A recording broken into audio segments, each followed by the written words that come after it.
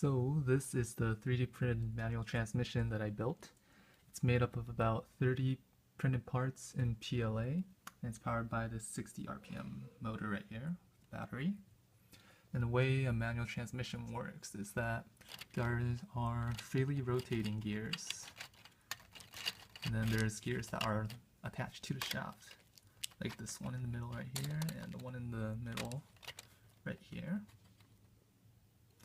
And by moving this selecting gear here, we can connect the freely rotating gear and the ones that are attached to the shaft.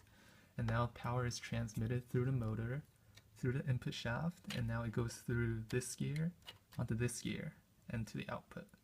And then if I select, say, this gear right here, now the power is transmitted through here to the output.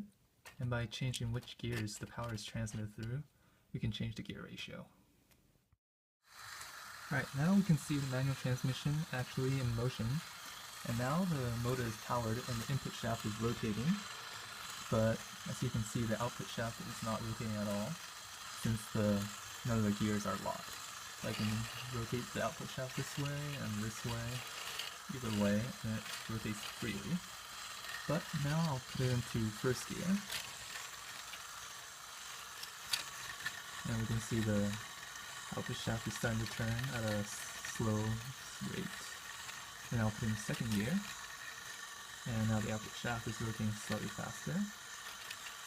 And then third gear. That's much faster than before. The third gear has a gear ratio of 1, so the input is 60 RPMs and the output is also 60 RPMs right now.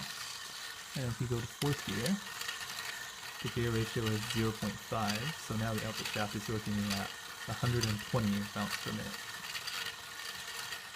And then finally we have this gear right here, which is the reverse.